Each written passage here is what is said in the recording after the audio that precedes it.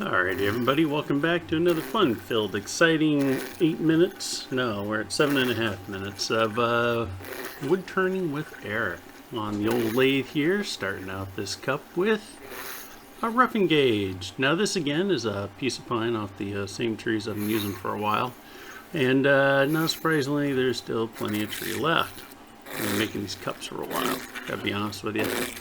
So anyway, you know, we're just starting off here. We're gonna make this one with the cup with a little stem and then a base on it. So that's, you know, so we're just kind of mapping it out there. Besides using the pencil on the rotating log, it's kind of like a lot of fun, gotta be honest with you. Okay, so on the right side again we have the base, and this is the side that's going to get clamped into the jaws. So we use our little caliper to make sure it's the right size, and then while we still have most of the log left, we're going to go ahead and give it some shape. Now I noticed this when I was cutting it out. You smell the faint smell of the wood steaming, and the reason you smell that is because it's, you know, hot and it's water and everything. And truth be known, this log is still a little wet on the inside.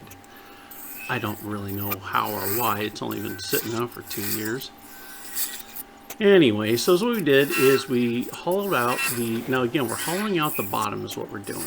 Okay, just so you know, that's the bottom that you're looking at. And I've kind of been playing around with some of the ideas on how to do the bottom, but you know, keep going until you find something that really works. I mean, like really works well for you. So while we have most of this, the massive chunk of it still bolted to the old lathe here, it's the safest way of doing this. I'm going to go ahead and carve out the shape. So here's where we're really going to dig into the shape. Little details here and there. I don't like doing, you know, like crazy details on everything because I think it kind of takes away from the simplicity of the design. But you know, some people want to go really cuckoo on it. Well, then knock yourself out. You know, hey, it's art. You can't go wrong. You really can't. Okay, so now that we flipped it over, and now oh, see this, guys? This is like the most impressive amount of measuring you'll ever see. Can't go wrong. Anyway, so I'm drilling it out, and you can kind of see a little bit of the moisture as it comes out. Yeah, it's kind of crazy.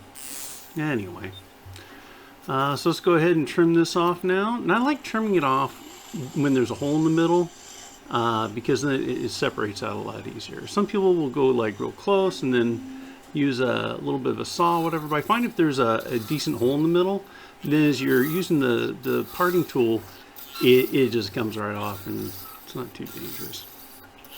So now for the inside hollowing, I'm using the square carbide tip, and it does a pretty good job. You just got to really make sure that it's clamped in nice and tight and your base is good, or else you're going to have a cup flying off. The other option, of course, is to use Forstner bits or some other cool bit like that to just, you know, keep boring into it, which I've started doing more of because I like it better. But now we have essentially the cup design, and you know, I kind of like it.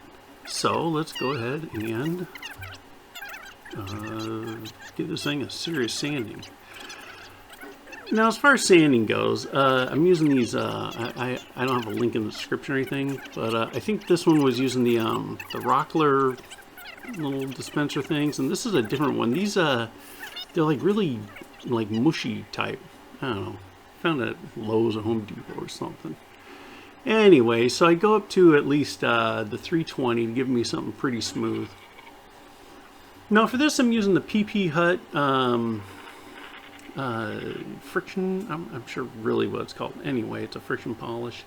And you got to use heat, so you can either, like, you know, just let it build up friction and heat and then it melts on there. Or I just hit it with a little butane torch to help that right along. And then with a nice semi-clean towel, you just keep working it in there. So what happens is it heats up, and then you just like melts right into the wood, right? I mean, it gives it like a real good solid finish. It gets into the fibers of the wood and what have you. And it's kind of fun, you know. It heats up, and then, you know, you melt it in and just see it melt away. I do recommend wearing gloves because it gets hot. It kind of does, you know. It gets kind of hot. Because, you know, like some finishes you have the thing going at like the minimum speed you can go as you're putting a finish on. Well, this one you gotta keep it going pretty good in order to get the friction going. And don't be afraid to get in there and really make sure it's looking good, because if not, you get like it'll like gunk up and stuff like that, and you're like, oh, that looks like crap, you know. But you know, get in there. I mean, this is art, guys. Make it look good. And yeah, it makes you look like a wise old woodworker. Okay, you ready? Ready? How do we do it, guys? How are we doing on this one? This one's pretty good. Huh? Wait for it. Wait for it. Oh my gosh. Oh, son of a bitch. Oh well.